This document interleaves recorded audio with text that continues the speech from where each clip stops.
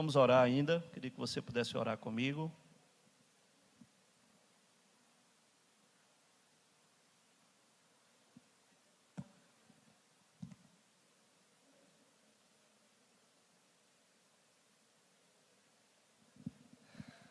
Ore comigo nesse instante, por favor, né? E respire fundo aí onde você estiver, de verdade, respire fundo mesmo. E aquiete um pouquinho aí a sua alma intranquila, a sua alma inquieta. Deixa o Espírito de Deus agora te aquietar, no nome de Jesus. Senhor, eu venho te pedir agora, no nome do Senhor Jesus, que o Senhor possa derramar agora uma quietude nas almas, nas emoções. Ó Deus, em tudo aquilo que tem roubado, talvez, a paz, e que tem trazido uma ansiedade excessiva, que o Senhor desfaça isso agora, e que toda ansiedade seja lançada diante de Ti, porque essa é a palavra que o Senhor tem para nós: lançai toda ansiedade, porque o Senhor, Ele tem cuidado de nós, Ele vai cuidar de você, e nós queremos agora te pedir, Senhor, que o Senhor traga cada mente, cada coração cativa a sua voz, cativa a palavra que será liberada, que cada coração seja um terreno fértil, um terreno, ó Deus, preparado, pronto para acolher essa semente e fazer com que essa semente ela floresça, Pai, a 30, 60 e a 100 por um. Nós, nesse momento, te pedimos que toda distração e dispersão de mente seja, ó Deus, agora, trazida cativa, ó Deus, a sua voz e ao mover do teu Espírito Santo neste lugar. Nós oramos em o nome de Jesus. Posso ouvir um amém? Amém, irmãos. Glória a Deus.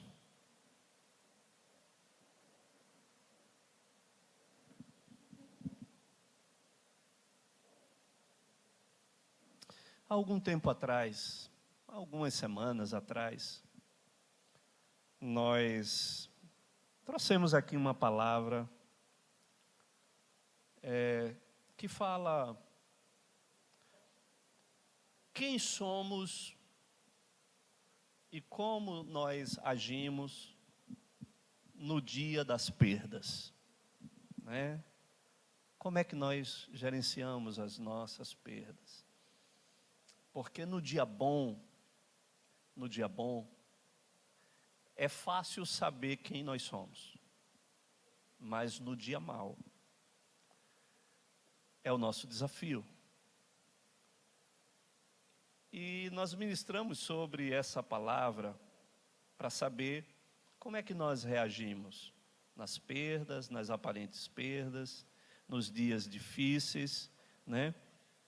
E a gente sabe que nos dias difíceis, nos dias de perdas, nos dias de uma aparente derrota, nós muitas vezes ficamos um tanto que desnorteados, desorientados, às vezes esquecemos a palavra que o Senhor tem para nós, esquecemos as promessas de Deus, esquecemos às vezes até de quem Ele é na sua essência, e muitas vezes ficamos impedidos, bloqueados, entristecidos, alguns depressivos, enfim, muitas coisas acontecem em momentos assim, em momentos difíceis.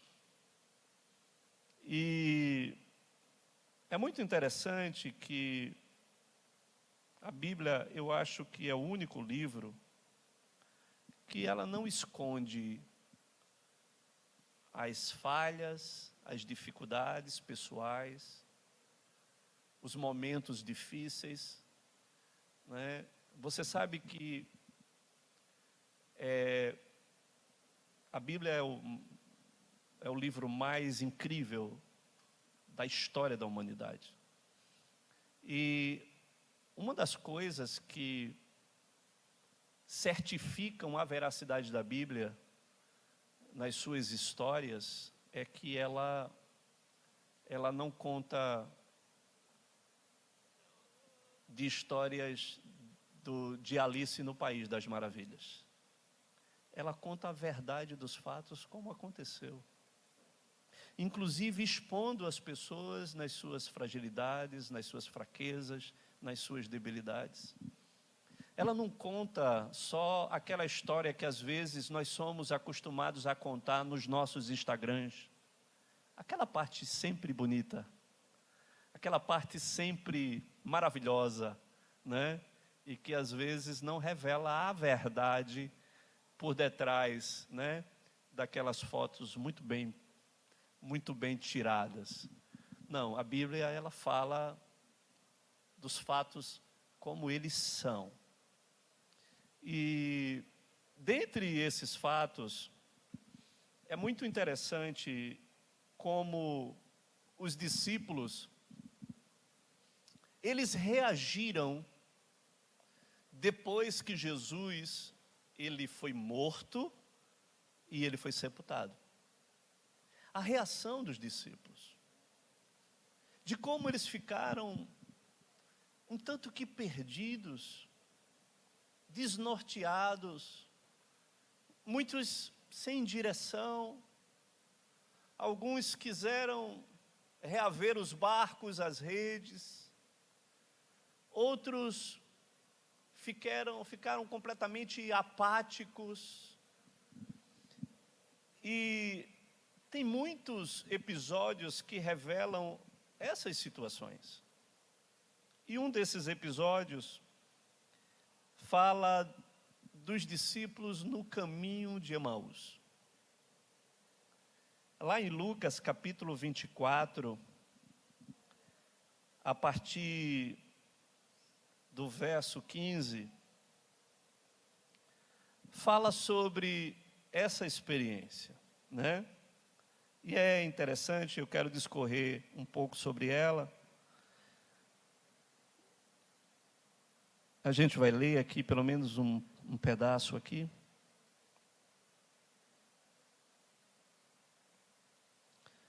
Lucas capítulo 24, finalzinho lá, a partir do verso 15.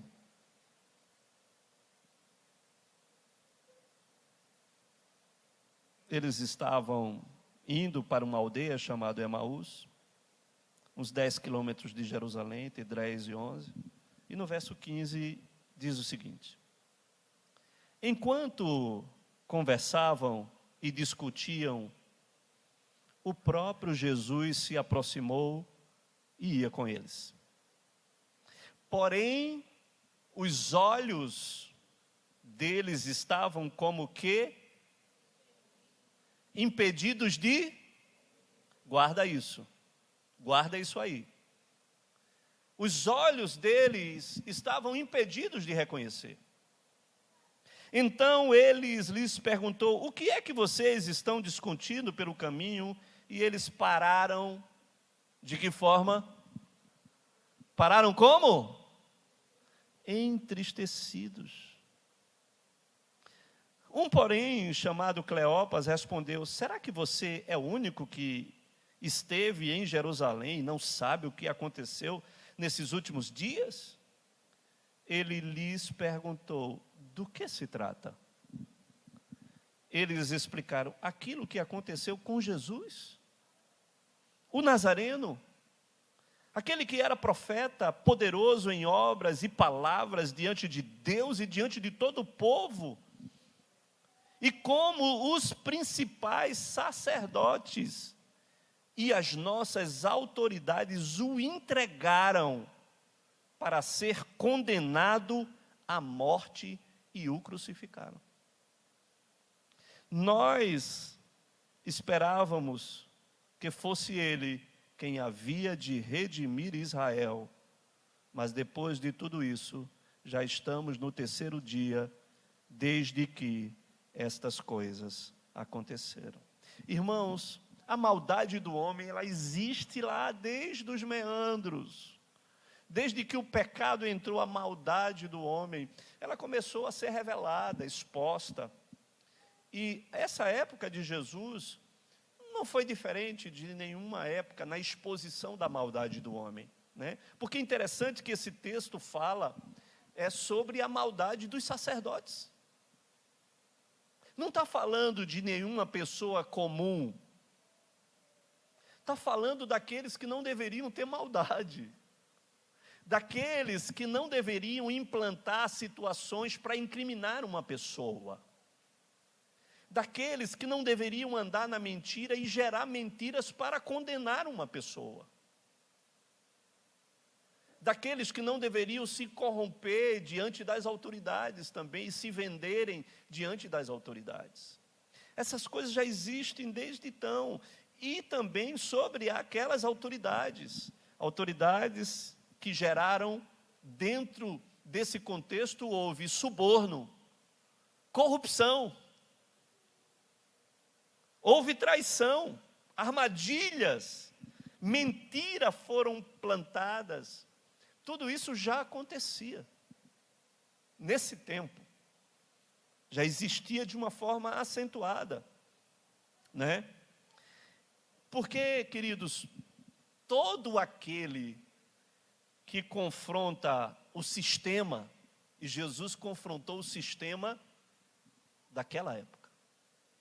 João Batista também confrontou o sistema daquela época, confrontou o poder daquela época.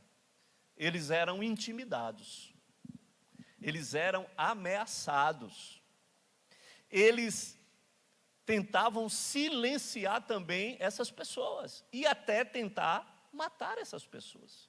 E muitos morreram. Não tem muita diferença do que a gente está vivendo nos dias de hoje. Não estamos tendo nenhum fato novo do que nós estamos vivendo nesses dias, né? Então isso já existia desde então. Mas o interessante é que os discípulos estavam andando no caminho e de repente Jesus se apresenta para eles e eles não o reconheceram. Não o reconheceram. E Jesus, apenas para saber o que é que estava no coração deles, Jesus perguntou: mas vocês estão falando de quê? Do que se trata? E aí Jesus falou: mas parece só tu, onde é que tu estava? Estava no mundo da lua, tu estando aqui em Jerusalém, não está sabendo o que é que está acontecendo, e de como aconteceu tudo isso, enfim. E Jesus chega para eles, e diz o texto lá, começa a falar das coisas que haveriam de vir, porque assim o próprio Jesus falou e recobrou a memória deles, e Jesus transcorreu uma linha cronológica de Moisés, os profetas, falando de tudo o que iria acontecer. Trouxe a memória deles, e eu fico imaginando que riqueza não foi esse momento, de Jesus trazer as promessas que falavam dele mesmo desde Moisés e transcorreu por todos os profetas messiânicos, falando daquilo que iria acontecer. E eles ficaram tão impressionados com aquilo, que no caminho, nessa jornada que eles fizeram, até chegar, anoiteceu, e a conversa estava tão boa que Jesus disse: olha, estou indo embora. E eles disseram: não vai embora não, fica aqui com a gente, já está tarde. E Jesus ficou. E aí, Lucas 24:30 fala de um momento único.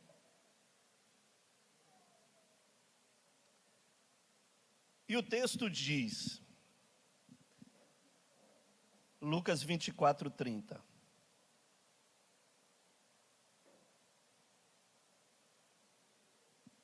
Escuta isso. E diz: e aconteceu que quando estavam à mesa, diga mesa,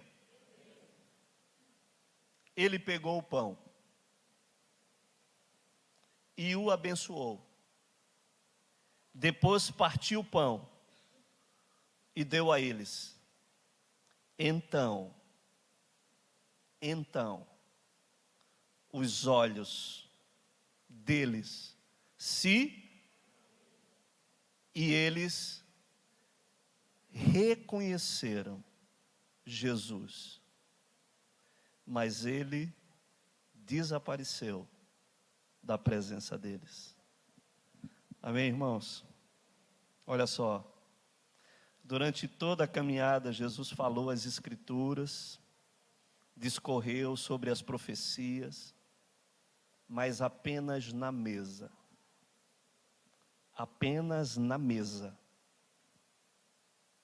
os olhos deles foram abertos. Apenas quando ele pegou o pão, partiu o pão e abençoou o pão, a mesa, os olhos deles se abriram e ele reconheceram que era Jesus. Deixa eu lhe falar uma coisa.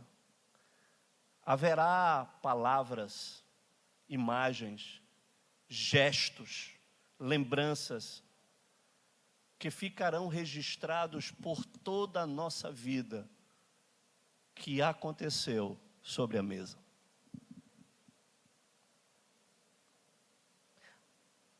Apenas na mesa os nossos olhos poderão ser abertos.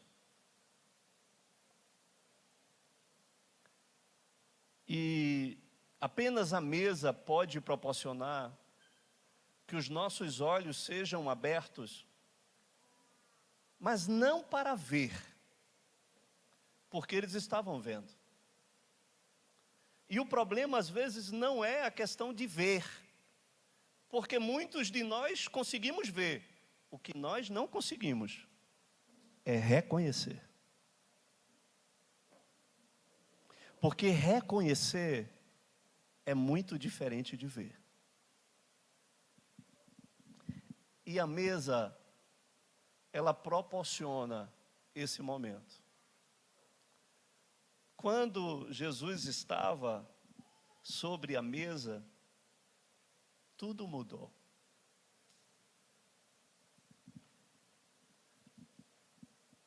Os gestos, a forma, a maneira, há coisas que foram feitas sobre a mesa que nós levaremos conosco durante toda a nossa vida, a história.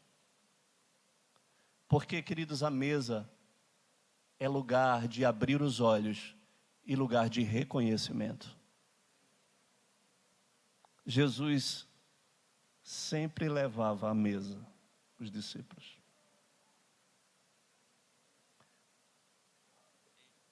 Eu quero desafiar você a resgatar a mesa sobre a sua casa. Esse é um tempo que nós precisamos da mesa. Eu quero profetizar algo sobre a sua vida. Há um milagre sobre a tua mesa. Deus quer fazer um milagre sobre a tua mesa. Deus quer abrir os teus olhos sobre a tua mesa. E Ele quer fazer com que você reconheça, talvez, muitas coisas que até então você não tem reconhecido. Aqueles discípulos disseram que, puxa vida, era Jesus. Porque enquanto Ele falava conosco, o nosso coração ardia. A palavra que Ele estava falando, ela voltou a arder e a queimar no nosso coração. Isso é uma coisa que muitas vezes, no momento da perda, no momento difícil, no momento de estarmos desorientados, no momento de estarmos totalmente desequilibrados, às vezes nós perdemos a essência, o cerne da palavra, e às vezes ela deixa de arder no nosso coração, e ela precisa voltar a arder novamente no nosso coração. Eles perceberam aquilo, mas enfim, ainda não tinham sido tomados por esse reconhecimento. E aí, o que é que acontece, queridos? Acontece algo. Depois disso, eles conversaram entre si, e uma foi no túmulo, viu que o túmulo estava vazio, outra viu o anjo e disse que o Senhor não estava mais ali, estás procurando aquele que está morto, mas aquele que já vive. Enfim, muitos acontecimentos que estavam revelando que Jesus, ele tinha ressuscitado ao terceiro dia. E aconteceu que, ainda no finalzinho deste capítulo, o texto fala, lá no final,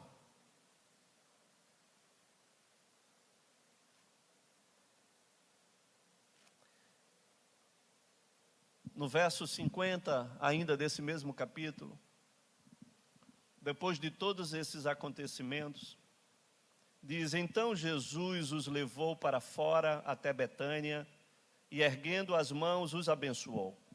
Aconteceu que enquanto os abençoava, iam se retirando deles, sendo elevado aos céus. Então eles, adorando-o, voltaram para cheios de, e estavam sempre no templo louvando a Deus. Amém? O cenário mudou, amém, irmãos? O cenário mudou. O cenário mudou. A palavra, ela se cumpriu. Porque até então, você entende que no momento difícil, às vezes nós não conseguimos visualizar a palavra e a promessa. Existia palavra, existia profecia, o próprio Jesus havia falado, preparado para eles: olha, eu vou, importa que eu vá morrer, eu vou ser crucificado, mas ao terceiro dia eu vou ressuscitar. Mas muitas vezes no momento onde nós somos, na verdade, atingidos, né, por algum golpe, por alguma situação, e essa aparente perda foi instalada dentro de nós, ficamos desorientados. Assim aconteceu com os discípulos, e foram muito difíceis para eles. Quando Jesus apareceu, eles tiveram medo, ficaram aterrorizados, disseram: é um espírito, né? E Jesus teve que convencer a eles que era Ele mesmo. E a forma mais contundente de Jesus mostrou os cravos, e Jesus disse: tem um peixinho aí para que eu possa comer, e vocês veem que eu não sou um espírito? Tem, Jesus, tem uma tilápia aqui assada. E Jesus comeu, e eles disseram: puxa vida, é Ele mesmo. A comida não caiu não, tá? Ele está em carne. Enfim, então todo um processo para isso. Mas depois de ter passado todo esse processo, chegando lá em Betânia, Jesus abençoou eles, despediu, subiu aos céus, e eles voltaram regozijados, voltaram, adoraram ainda ao Senhor enquanto ele subia, e o texto disse: e voltaram para Jerusalém. Amém? Irmãos, deixa eu falar uma coisa aqui para vocês. Há um tempo, há um momento da vida da gente, que a gente vai ter que fazer um caminho de volta. E o Senhor havia falado isso para eles: volta para Jerusalém, e fiquem lá, esperem lá, até que lá do alto vocês sejam revestidos do poder de Deus. Porque a promessa do derramamento do Espírito Santo, ela vai se cumprir lá. Fiquem lá, esperem lá. Jerusalém, irmãos, Jerusalém é o lugar da origem, é o lugar do começo de tudo. Jerusalém é o local ao qual nós precisamos entender que é o lugar de nós termos uma nova direção. É o lugar de nós termos uma orientação. Voltar para Jerusalém significa o ponto de partida, significa ter a palavra profética, porque Jerusalém é o lugar da palavra profética, Jerusalém é o lugar da instrução. Jerusalém, queridos, é o lugar de ouvir a voz de Deus. Jerusalém é o coração do planeta, é o centro da terra. É o lugar mais cobiçado. É o lugar que nasceu em guerra e até hoje está em guerra. É o lugar profético. É a nação mais profética. E o Senhor disse: volta para Jerusalém. Porque lá é o lugar do ponto de partida, é o lugar onde vocês precisam voltar, para que possa haver uma nova instrução. E queridos, eles fizeram isso. Amém? Eles fizeram isso. A percepção que eu tenho no meu coração nesse momento é que nós precisamos voltar para Jerusalém também. Disse que eles estavam juntos, reunidos, para buscar e adorar, e para orar, para buscar algo que havia sido prometido, e que eles estavam esperando que pudesse se cumprir. Ei, quem tem ouvidos, ouça o que o Espírito está dizendo para a igreja.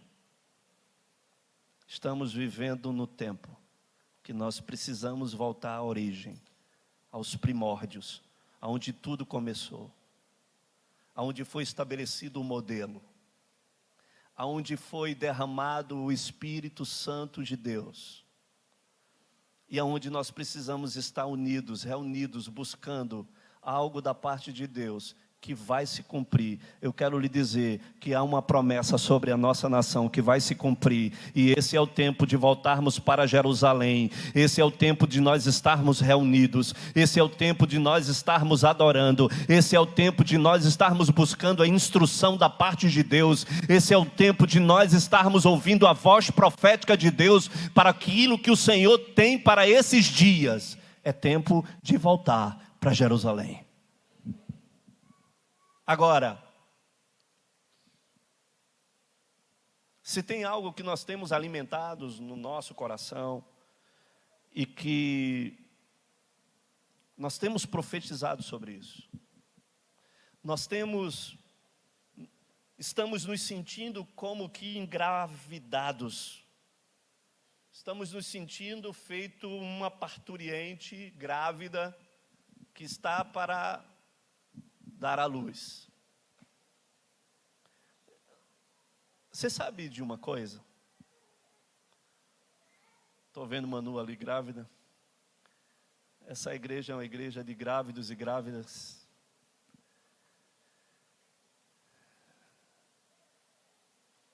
Eu sinto o Brasil como uma parturiente. E queridos, deixa eu dizer uma coisa para você. Quando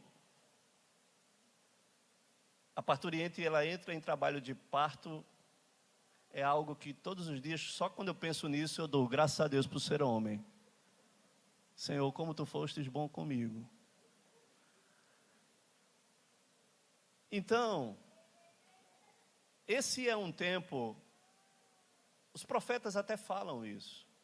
Ninguém pode calar uma parturiente quando ela está para dar à luz.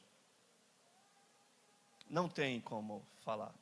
Como também não tem como, quando o bebê está nascendo, você não tem como impedir. Mesmo que você queira, você não tem como botar ele para dentro de novo. Não tem, irmãos. Quando estiver começando a nascer, acabou, vai nascer. O que tem para acontecer da nossa nação vai acontecer. Quando estiver nascendo, vai nascer e ninguém pode impedir. Não tem como botar para dentro. Mas nós sempre estamos em busca dos sinais para isso. Porque nós queremos nos mover pelos sinais. A gente tem essa necessidade de perceber os sinais. muitas vezes ficamos buscando esses sinais do avivamento, ou até mesmo os sinais que antecedem o avivamento. E a gente tem um condicionamento, queridos, um condicionamento, porque todas as vezes que nós falamos de avivamento, talvez as primeiras coisas, imagens, pensamentos, palavras que vêm sobre a nossa mente e o nosso coração é milagres, sinais, prodígios, maravilhas. Sim ou não? Sim ou não? Todo aquele que entende o que é isso, essa correlação, ela vem de uma forma instantânea, que são os sinais. Mas nós, queridos, nós precisamos, isso não pode ser os sinais para nós, porque não são.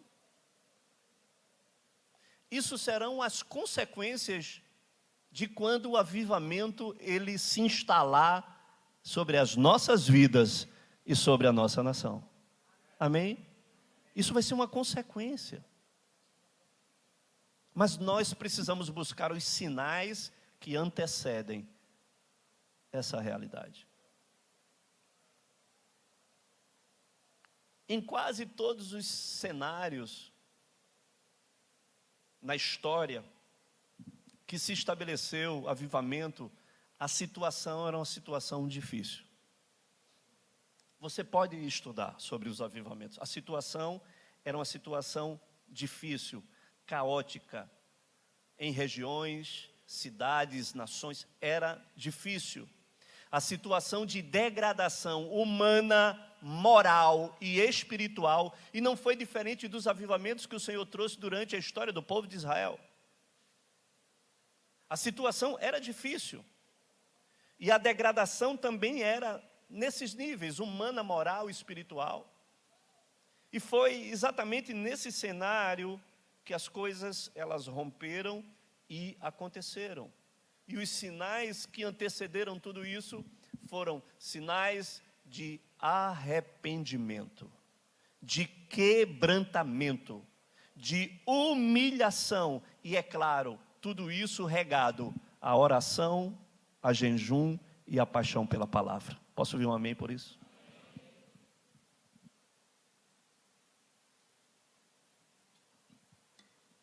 Estes foram os sinais que antecederam tudo isso. E são esses os sinais que nós precisamos estar buscando em nós e em nosso meio. Um tempo de arrependimento, de quebrantamento. Um tempo de muita oração, querido, jejum e paixão pela palavra. Salmo 39, verso 3, coloca aí. Eu gosto tanto dessa passagem. Ela fala tanto de você. Salmo 39, verso 3. 3. Esbraseou-se-me no peito o coração, enquanto eu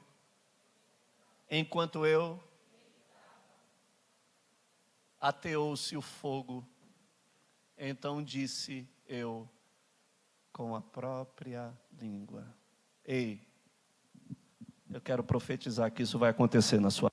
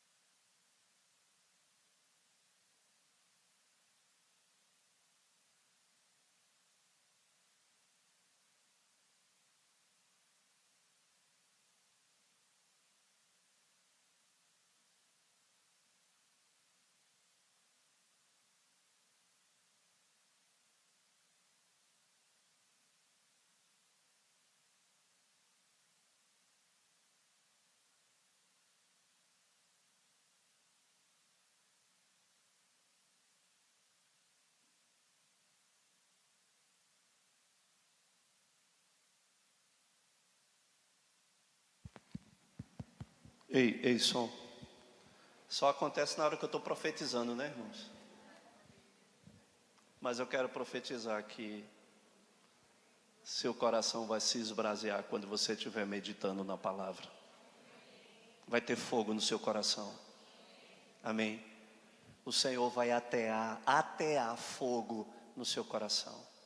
A paixão pela palavra vai ser resgatada em você. Você vai ter um problema, porque todas as vezes que você estiver na palavra, você vai regar a sua Bíblia com lágrimas, porque vai haver fogo no seu coração. O Senhor vai resgatar isso.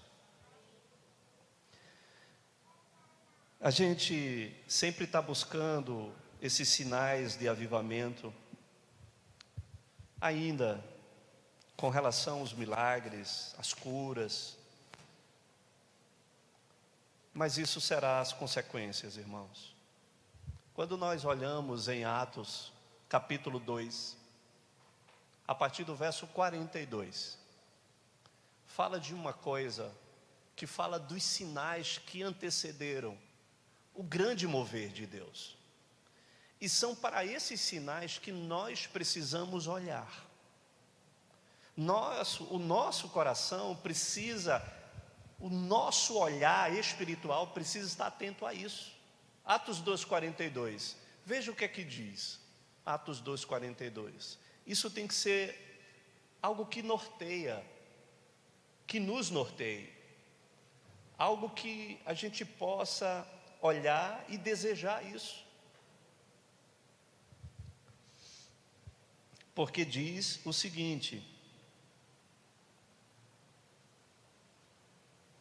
olha como começa isso. Porque começa dentro de uma palavra que é chave, amém? Porque ele diz amém, irmãos? Olha, tem algo que nós precisamos perseverar. Tem algo que nós não podemos desistir. Tem algo que nós precisamos insistir. Tem algo que nós não podemos negociar. Diga, eu não vou negociar. Ele diz, e perseveravam na doutrina dos apóstolos, ou seja, no ensino apostólico, na instrução apostólica, naquilo que estava sendo ministrado através dos cabeças da igreja. Eles perseveravam naquilo, estavam alinhados, comprometidos com aquilo. E queridos, é muito interessante isso, que aqui não fala sobre a doutrina de Jesus. Era algo que era novo para muitos, porque a doutrina apostólica, ela estava começando a vir à tona e ser estabelecida naquele tempo. Mas eles confiavam naqueles que estavam à frente da igreja. E ali eles perseveravam naquilo, na comunhão e no partir do pão. Amém, irmãos? O que é que isso quer dizer? Tinha mesa. Amém? Tinha mesa. Ei, a mesa é uma chave. A mesa vai ser uma chave para a tua família, para o teu casamento, para os teus filhos, para o que Deus vai fazer sobre a mesa, com os teus discípulos, com aqueles que serão ganhos e alcançados à mesa, porque mesa é uma chave para curar, para salvar, para libertar, para abrir os olhos, para reconhecer, para corrigir. A mesa, o partir do pão, mas também nas orações. Amém, irmãos? Amém ou não amém? Perseverava nas orações. Eis a outra chave inegociável. Esse precisa ser os sinais. Se isso existir no nosso meio, nós estamos caminhando nos sinais que antecedem o maior avivamento da história do planeta. Apenas 2 pessoas acreditaram. Estes serão os sinais do maior avivamento da história. Por favor. E ele diz: em cada alma havia temor. Amém, irmãos? Que o Senhor resgate o temor no meio da igreja. Que sejamos batizados no temor, irmãos. Porque o temor é a alavanca que nos leva à santidade, que preserva a santidade em nós, o temor. E muitos prodígios e sinais eram feitos por meio dos apóstolos. Todos os que criam estavam juntos, diga juntos, e tinham tudo em comum. Amém, irmãos?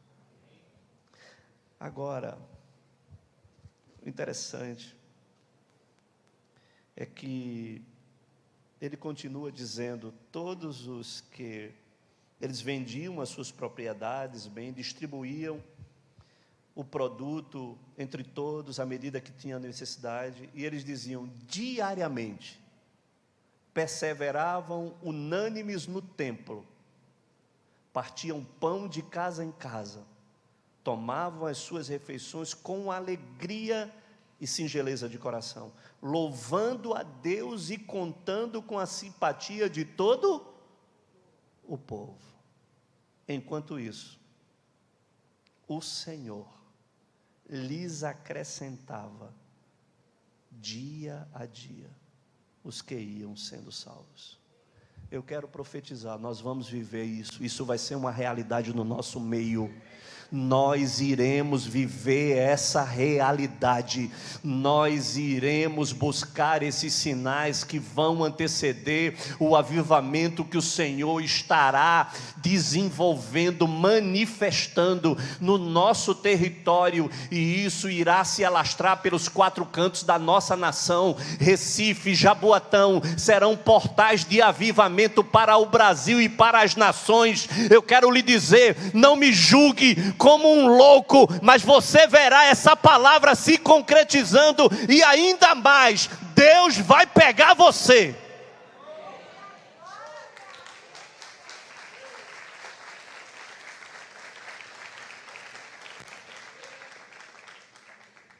Se prepare.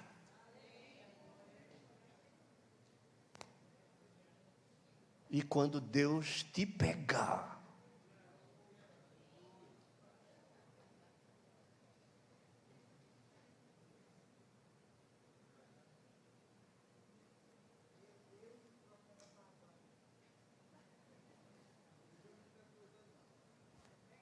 eu já comecei a orar para Deus te pegar.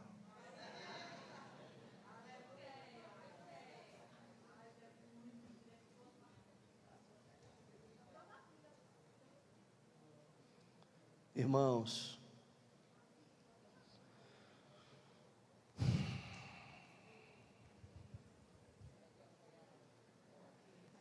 nós precisamos nos apegar a esses fundamentos.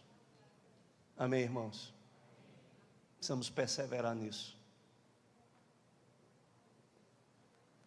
Eu estava orando essa semana e o Senhor me falou algo, e eu sou obediente aos comandos dele, amém? Todo início de mês, se prepare, 7 dias de jejum e oração. Vamos abrir os meses do ano dessa forma. Não vou ficar esperando que você tire um dia para jejuar. Iniciou o mês, vamos jejuar juntos. 7 dias de primícias por cada mês, de jejum e oração, pelo menos durante esses 7 dias. Vamos estar aqui todos os dias, a partir das 5 horas da manhã, e você é nosso convidado. Amém? Nós vamos perseverar nas orações, vamos perseverar no partir do pão, vamos perseverar na instrução, na doutrina, nós vamos perseverar. Nós vamos resgatar o temor no nosso coração, a santidade. Precisamos nos apegar a isso, irmãos, naquilo que vão ser os fundamentos para aquilo que Deus precisa fazer, e tudo é simples. Nós precisamos começar isso, e nós não iremos terminar até que Ele volte. Agora, tem uma coisa que eu quero compartilhar com você. Tem uma coisa que nós precisamos ficar mais atentos, e que o Senhor quer nos fazer entender para nós buscarmos também. No capítulo 2 do livro de Atos, verso 1. Escuta isso aí, tá? Escuta isso, porque isso é muito importante.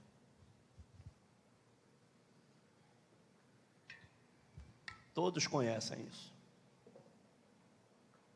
Diz: ao cumprir o dia, estavam todos reunidos no mesmo. Pega aí essa chave, tá? Aquilo que eu falei. Voltaram para Jerusalém. Estavam no mesmo lugar, com o mesmo propósito, unidos, alinhados. De repente, veio do céu Vem o quê, meu irmão? Escuta isso. Veio um som, como de um vento, e encheu toda a casa onde estavam assentados. Ei, escute isso. Ele não está dizendo que veio um vento. Ele está dizendo que veio um som.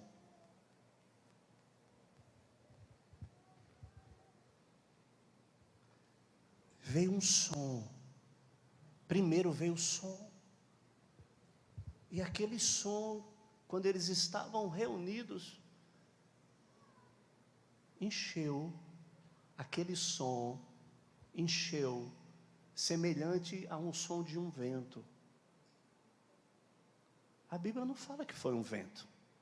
A gente atrela essa passagem a um vento. E todas as vezes que a gente lê, a gente imagina o vento soprando. É ou não é? Não é assim que a gente imagina, um vento soprando, entrando. Mas ele não fala que é um vento. Ele fala que é um som. O som de um vento.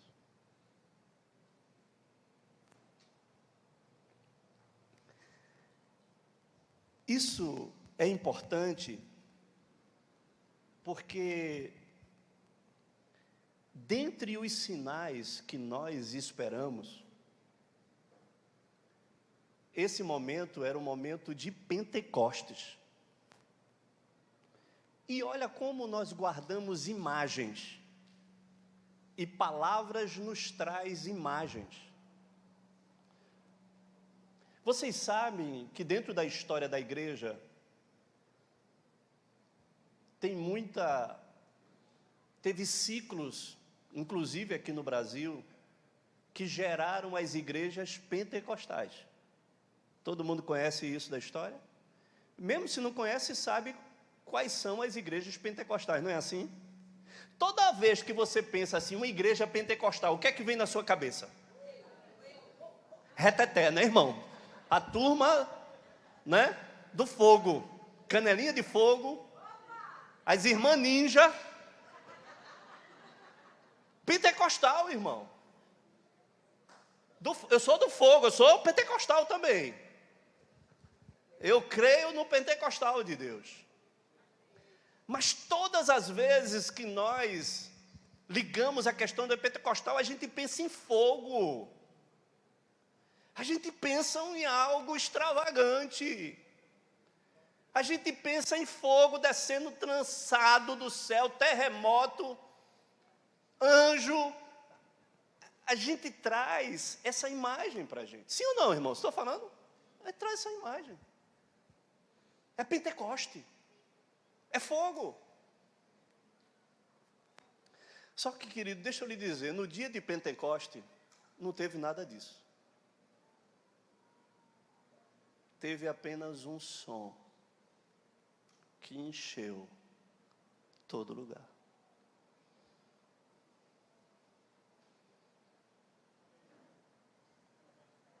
Nada mais. Depois eles saíram cheios do Espírito de Deus, tomados por línguas de todos os povos que estavam naquele lugar. E foram ministrados, todos os que ali estavam ministrados, e eles ficaram impressionados, porque pessoas cultas e letradas que nunca falaram línguas de vários povos e nações que ali estavam, e que eles estavam falando aquilo.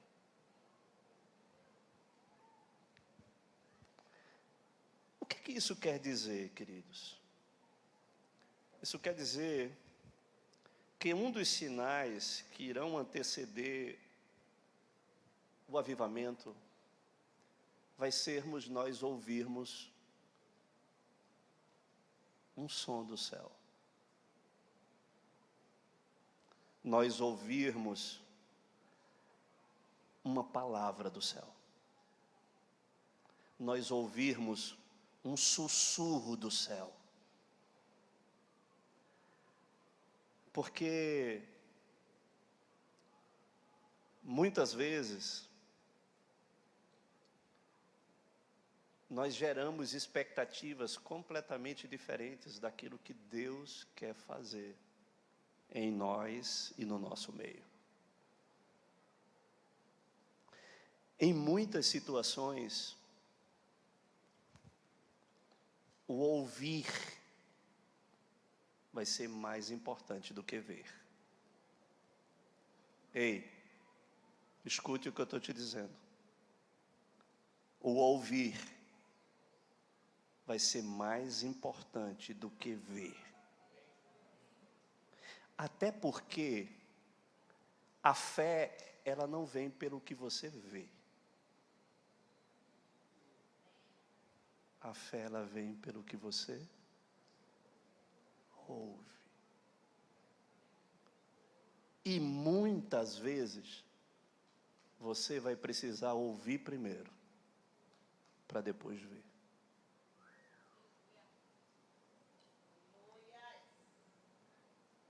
Tem muita situação que o que você vê não está sendo favorável. O que você está vendo não está bom para ver. O cenário dos olhos está ruim mesmo. Mas eu não me movo pelaquilo que eu vejo. O que vai anteceder o avivamento é o que eu escuto. É o som que Deus tem para nos comunicar do céu. Você entende isso? Muitas vezes nós precisamos ouvir, queridos, e depois ver. Veja o que aconteceu com Elias e Acabe. 1 Reis 18, a partir do verso 41. Escuta isso, porque isso vai te dar um entendimento daquilo que antecede e que nós precisamos estar apercebidos, conectados, linkados. 1 Reis 18, 41. Vocês sabem que Elias, ele profetizou seca, fome, e depois profetizou que ia chover, não é assim? Depois vai lá e busca lá essa história para você ver. E depois desse tempo, Elias chega e dá a palavra para Acabe. Veja o que ele diz. Então disse Elias a Acabe: sobe, come e bebe, porque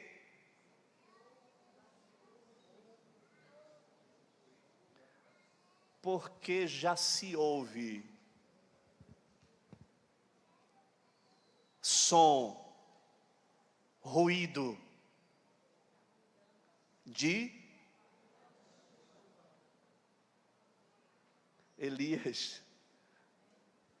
Ele disse: olha, eu estou ouvindo o som de chuva. Então, Acabe, te apressa. Come e bebe. E corre, porque vem chuva para aí. Aí depois disso, o que foi que aconteceu? Passa aí depois disso. 42. Subiu Acabe a comer e beber e subiu para o cimo do monte, Elias. E encurvado para a terra, meteu o rosto entre os joelhos. O que foi que aconteceu com Elias? O que é que ele está dizendo aí? Se ajoelhou e botou o rosto, meu irmão, entre os joelhos. Ele liberou a palavra profética e disse: ó, come, bebe, corre, porque eu estou te dizendo, eu já estou ouvindo o som de chuva. Mas depois ele saiu, se ajoelhou e começou a orar, meu irmão. E ele dizia para o moço: corre lá. Está vendo alguma coisa? O céu está lindo, não tem nem nuvem nenhuma, céu azul. Volta, se ajoelha de novo. E ele orou 7 vezes.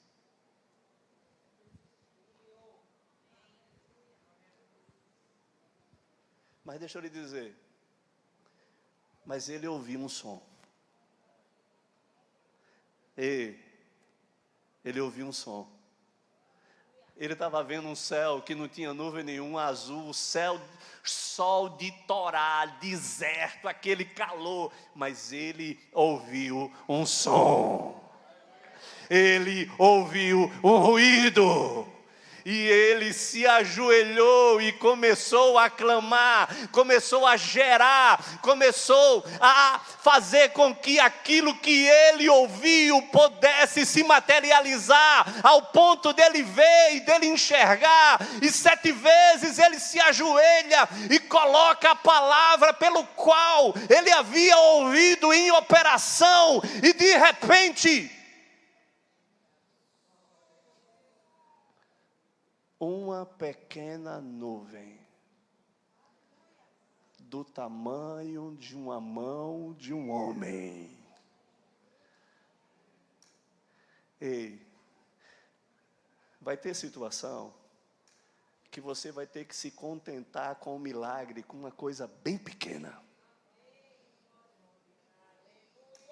Mas vai ser essa pequena nuvenzinha bem pequena que vai gerar uma grande tempestade e uma abundante chuva, porque o que importa não é o que você vê, o que importa é o que você ouviu, o que o céu falou, o que o céu se abriu, a palavra de comando que foi liberada do céu sobre o seu coração e que gerou dentro de você o milagre, gerou a maravilha, o sinal, o prodígio, porque aconteceu um sinal antes, um som do céu foi liberado.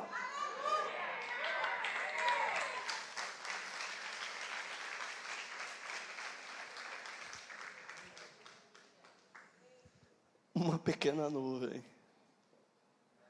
do tamanho da mão de um homem, gerou uma grande tempestade.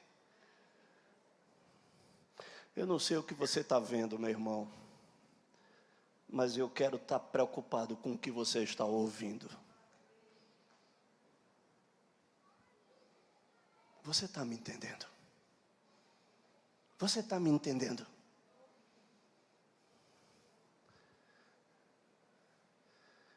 O que você está vendo está ruim, mas isso pouco me interessa. O que me interessa é o que eu estou ouvindo. Porque a minha fé, ela vem pelaquilo que eu estou ouvindo. Eu não me movo pelo que eu vejo. Eu me movo pelo que eu creio. E eu volto a dizer, o Senhor vai te pegar. nós vamos viver o que a gente nunca viveu. Deus vai atear fogo em você. Vai atear fogo no seu coração. Sabe mais? Depois disso, Acabe ficou enterrado no carro dele de tanta água que desceu que o carro dele atolou.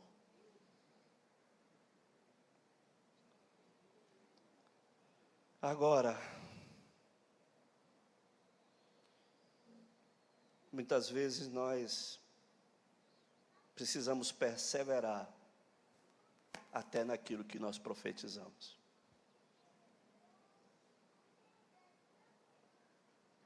Depois disso tudo, 1 Reis capítulo 19. Elias, ele corre, vai para o deserto, come um pão cheio de whey protein e corre 40 dias sem parar até chegar ao Monte Carmelo. Que whey protein é esse celestial, meu irmão? Corre 40 dias sem comer, só com esse pão. Estou querendo esse carbogel para as minhas corridas.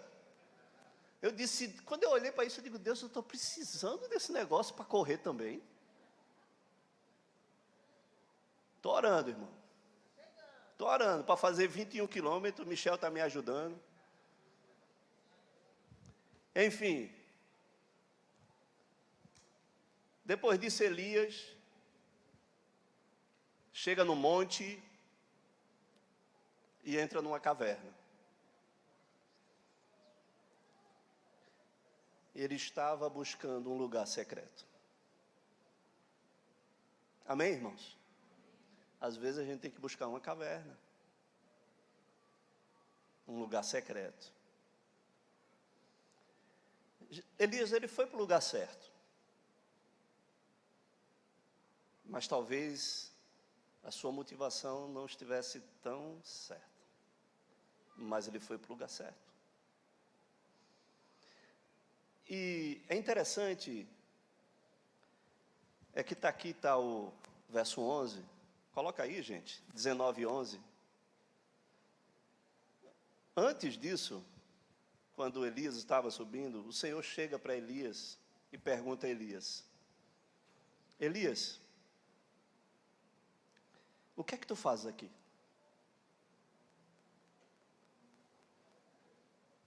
Eu acho muito engraçado essas expressões do Senhor. Porque o Senhor às vezes pergunta alguma coisa que é óbvia e ele já sabe. Sim ou não? Você acha mesmo que o Senhor não sabia o que é que Elias estava fazendo ali? Quando Jacó estava lutando com o anjo, o Senhor chega para Jacó e diz: como é teu nome?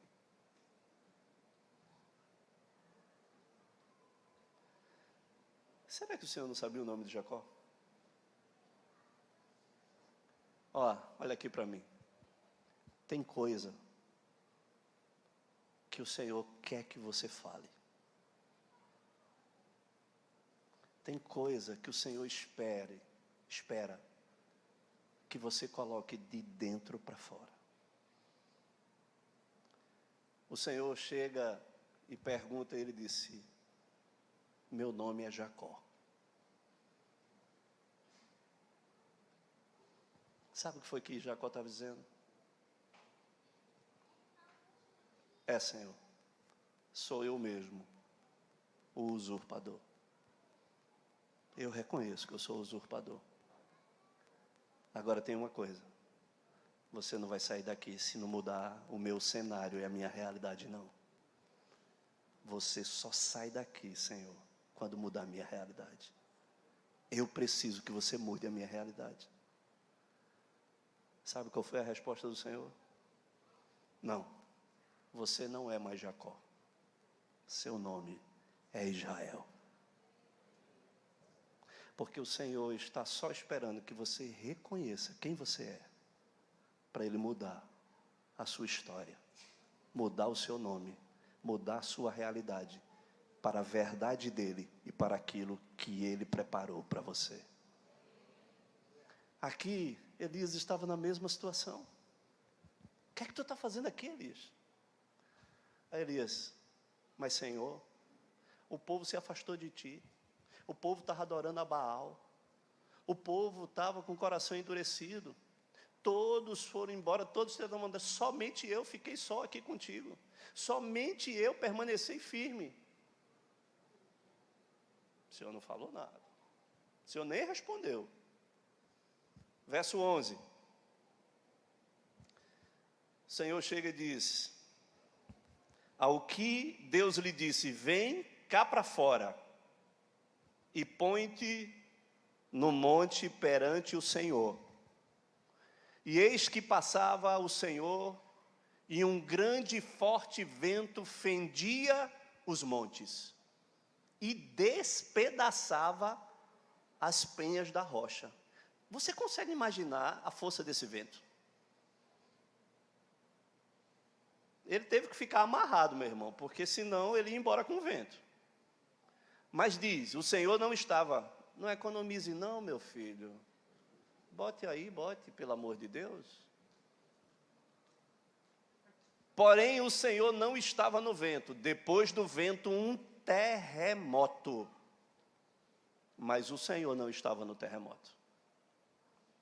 Depois do terremoto, o quê? Meu irmão, isso é pentecostal, meu irmão. Isso é um negócio pentecostal. Vento para arrancar a rocha. Terremoto para abalar a estrutura. E depois fogo. São as expectativas que nós geramos daquilo que se chama poder de Deus.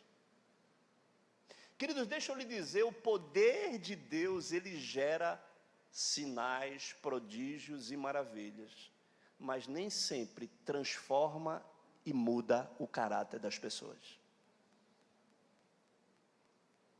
Poder de Deus realiza milagres, sinais e maravilhas, mas nem sempre efetua transformação, porque 10 leprosos viram o poder e a manifestação da glória de Deus, mas apenas um reconheceu que Jesus era o Senhor. Poder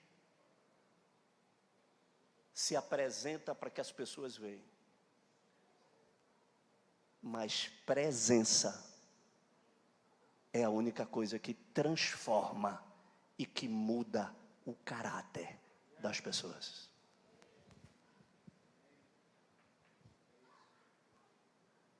Depois do terremoto, um fogo, mas o Senhor não estava no fogo. E depois do fogo,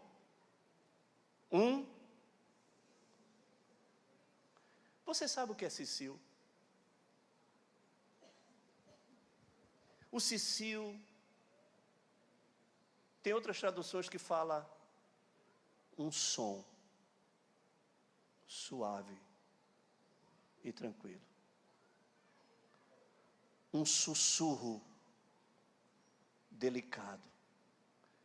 Tem uma tradução que fala uma voz delicada e tranquila.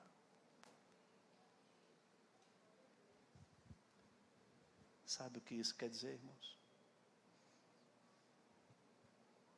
Que um dos sinais daquilo que Deus quer falar é um som que nós precisamos buscar ouvir.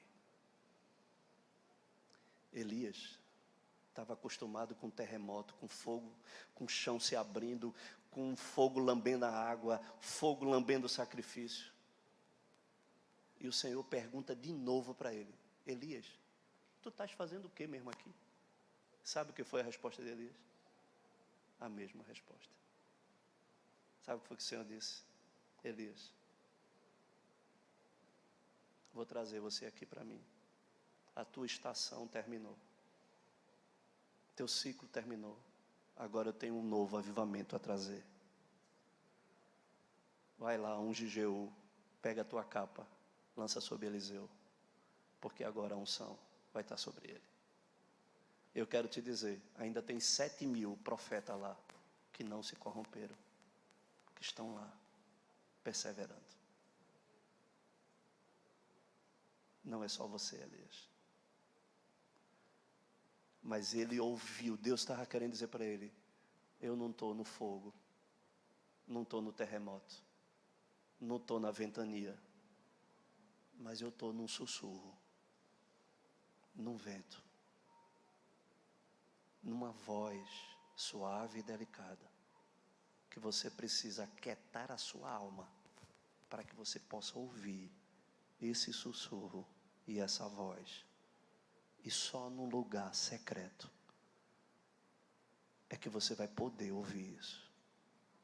E talvez você vai chegar lá, e talvez toda a sua inquietação é porque você vai lá num dia, você vai lá 2 dias, você vai lá 3 dias, 1 semana, você vai 2 semanas, 3 semanas, e você é tão inquieto, é tão sem paciência, porque a gente hoje vive essa geração, uma geração impaciente, intolerante, uma geração que não consegue ouvir, uma geração que o seu celular está sempre em velocidade 2, porque você não tem paciência nem de ouvir.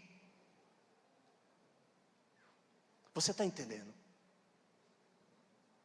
Você não tem paciência de ler uma coisa, um texto, porque a gente vive essa geração tão frenética, que você não tem paciência, você não tem tolerância. Ei, você quer o terremoto, porque o terremoto todo mundo sente e todo mundo vê. Você quer o fogo que todo mundo consegue contemplar, é exposto para todo mundo. Você quer a ventania que gere a confusão, é o que você quer. E o Senhor está dizendo para você, eu tenho um som. Eu tenho um som para você ouvir. Eu tenho um sussurro só para você.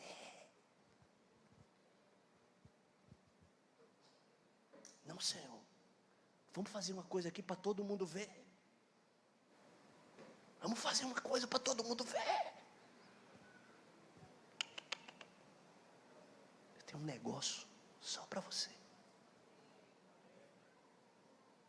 Tem um sussurro só para você. Agora você vai ter que parar. Sabe qual é o problema? Você não quer parar. Você não é perseverante para parar, para ouvir esse som. Eu quero te dizer, Deus quer te parar, para que você possa ouvir esse som. Porque se você conseguir ouvir, tudo pode mudar. Vamos ficar de pé.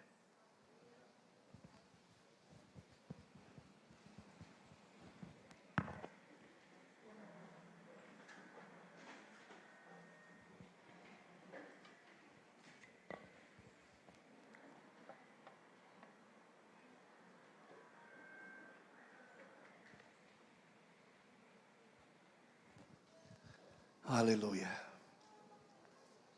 Aleluia. Nesses dias, o Senhor tem nos chamado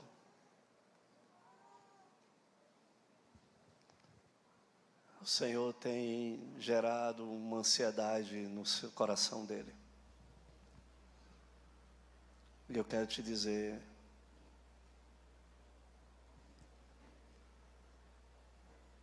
vamos perseverar, irmãos,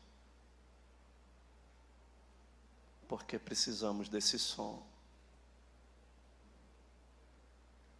que pode fazer toda a diferença na nossa história, na nossa vida.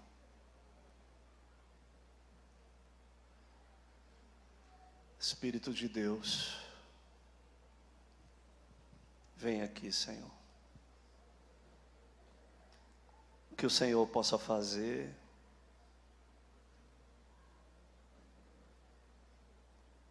que o Senhor, depois de abrir os nossos olhos, nesse entendimento, gera um desejo, Senhor, dentro de nós. Meu Deus, não permita que isso seja mais uma palavra, Senhor. Não permita isso, Senhor. Não permita que essa palavra faça apenas coceira nos nossos ouvidos e que saímos daqui dizendo, ó Deus, que a palavra foi uma boa palavra, mas o que é que isso gerou de mudança dentro de nós? Espírito de Deus, venha nos inquietar, Senhor. Venha, Senhor Deus, trazer um molestar dentro de nós, Senhor. Essa é a inquietação que nós precisamos ter, que é uma inquietação do Teu Espírito Santo, para promover, Senhor, os fundamentos, os alicerces, que vão anteceder, Pai, o maior acontecimento da história, da nossa vida, da nossa nação, Senhor. Nós temos visto muitas coisas, Senhor, que têm nos entristecidos. Nós temos, ó Deus, ouvido tantas notícias ruins. Nós temos presenciado, Senhor Deus, um caos se instalando sobre a nossa nação. Mas nós não queremos nos mover, Senhor, por aquilo que nós estamos vendo, Senhor. Nós queremos nos apegar à Sua voz. Nós queremos nos apegar ao som que vem do céu e que pode encher a nossa casa, que pode mudar a estrutura da nossa família, que pode mudar a nossa realidade, na verdade que o Senhor tem para nós. Nós queremos, ó Deus, nos desprender também das nossas expectativas, Senhor. Porque as nossas expectativas muitas vezes são expectativas, ó Deus, onde as pessoas possam ver, onde se torne público. Não, Senhor, Tu queres nos levar para as cavernas, Tu queres nos levar para os lugares escondidos, Tu queres nos levar para o secreto, e ali o Senhor quer sussurrar, ali o Senhor quer soprar um cicio, ali haverá uma palavra, Deus, muito delicada e suave, ó Deus, mas que encontrará no nosso coração, Senhor Jesus, como algo explosivo que mude a nossa realidade. Vem, Espírito Santo de Deus. Espírito Santo, alcance aqui, Senhor. Alcance aqui. Mude as nossas escolhas, Senhor. Mude as nossas decisões, Senhor.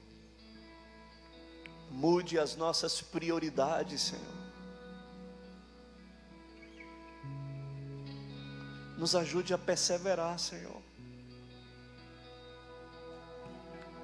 Esbraseia o nosso coração novamente, Senhor Deus, com a Sua palavra. Faz ela arder dentro de nós, ó Deus, assim como os discípulos sentiram arder quando o Senhor falava com eles e discorria sobre a palavra. Havia, Deus, algo que começou a queimar novamente. Gera isso de novo em nós.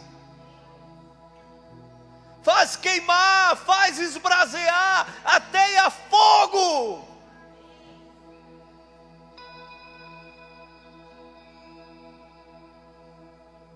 nos faz aquietar a nossa alma, Senhor. Que juntos possamos perseverar, Senhor Deus, nessa busca de algo que nós estamos pedindo. É uma coisa só que nós estamos pedindo, Senhor, e queremos perseverar nisso. Queremos nos entregar, nos render. Seja isso a nossa prioridade, Senhor. Isso pode mudar tudo. Se ouvirmos a sua voz. Se ouvirmos a sua voz, Senhor. Se ouvirmos as suas palavras, os seus comandos, a sua direção, nós iremos vencer, Senhor. Nós iremos prevalecer, Senhor. Nós iremos cumprir o propósito, Senhor. Nós iremos ver, ó Deus, a sua palavra se materializar, ó Deus. E, ó Deus, os milagres, ó Deus, eles se tornarão evidentes. O Senhor, ó Deus, acrescentará, ó Deus, por intermédio da nossa vida, por intermédio do nosso testemunho. E o Senhor fará, ó Deus, coisas extraordinárias no nosso meio, como resultado, como uma consequência de uma vida que perseverou. Perseverou, Senhor. Uma vida que perseverou, ó Deus, na mesa, que perseverou no pão, que perseverou nas orações, que perseverou nas instruções apostólicas, que perseverou unanimemente todos os dias no templo, de casa em casa, Senhor. E em cada alma havia temor, temor, temor de Deus. Nos ajude a viver isso, Senhor, porque isso é igreja. Isso é seu plano, ó Deus, da igreja. Isso é o seu propósito de ser igreja. Nos ajude, Espírito de Deus. Nos leva, Senhor. Nos leva, nos conduz a essa realidade. Espírito Santo. Espírito Santo, venha alcançar pessoas aqui, Senhor. Venha tocar em pessoas aqui, Senhor. Venha mexer nas estruturas, Senhor. Gere uma nova postura, um novo posicionamento. Gera, Senhor. Queremos algo que permaneça, queremos algo que perdure. Não queremos uma visitação, nós queremos um lugar de habitação. Nós queremos todos os dias habitar na sua casa. É todos os dias, é todos os dias, é todos os dias. Uma coisa nós te pedimos todos os dias.